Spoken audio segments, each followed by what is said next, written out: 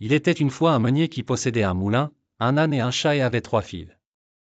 Lorsqu'il mourut, il laissa en testament le moulin à son fils aîné, l'âne au second, et le chat au plus jeune. Ce dernier se sentait défavorisé et se demandait bien ce qu'il ferait avec seulement un chat. Le chat, qui entendait cela, lui dit d'un air posé et sérieux, « Ne soyez pas triste, mon maître, vous n'avez qu'à me donner un sac et me faire une paire de bottes pour aller au champ. Et vous verrez que vous n'êtes pas si mal loti que vous le croyez. » Quoique le maître du chat n'eût pas grand espoir, il lui avait vu faire tant de tours de passe-passe pour prendre des rats et des souris, qu'il se dit qu'il ne perdrait rien à essayer. Lorsque le chat eut ses bottes et son sac, il courut vers un champ où il y avait de nombreux lapins. Il mit une carotte dans le sac et attrapa vite un jeune lapin inexpérimenté. Tout fier de sa proie, il s'en alla chez le roi et demanda à lui parler. Arrivé dans la salle du trône, il fit une grande révérence au roi, et lui dit, « Sire, voici un lapin chassé par M le marquis de Carabas, c'était le nouveau nom qu'il avait donné à son maître.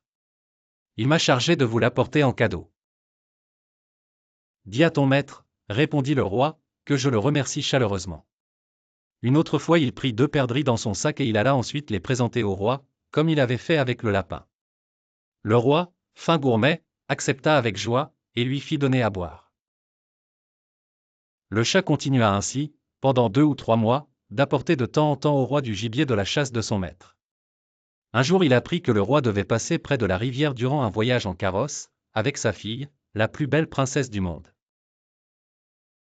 Il dit à son maître, « Si vous suivez mon conseil, votre fortune est faite, vous n'avez qu'à vous baigner dans la rivière à l'endroit que je vous indiquerai, et ensuite vous me laissez faire. » Le marquis de Carabas fit ce que son chat lui conseillait, sans rien y comprendre. Alors qu'il se baignait, le cortège du roi arriva, et le chat se mit à crier de toute sa force, « Au voleur! Au voleur !» Le roi reconnut le chat qui était devenu son ami, et ordonna à ses gardes d'aller porter secours au M le marquis de Carabas. Le chat inventa qu'un voleur avait emporté les habits et le cheval de son maître qui se trouvait bien embêté pour rentrer chez lui.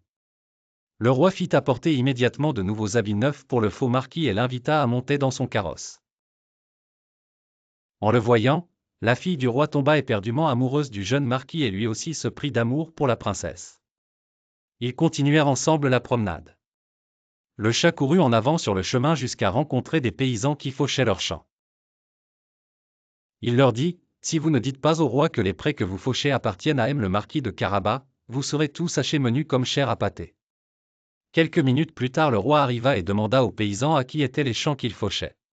« C'est à M le marquis de Carabas, dirent-ils tous ensemble, effrayés par la menace du chat botté.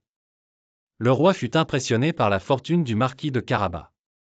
Le chat, qui allait toujours en avance devant le carrosse, disait toujours la même chose à tous ceux qui le rencontraient. « Si vous ne dites pas au roi que les prés que vous fauchez appartiennent à M le marquis de Carabas, vous serez tous hachés menus comme chair à pâté, » et le roi était étonné des grands biens du marquis. Le chat botté arriva enfin dans un beau château, appartenant à un ogre très riche.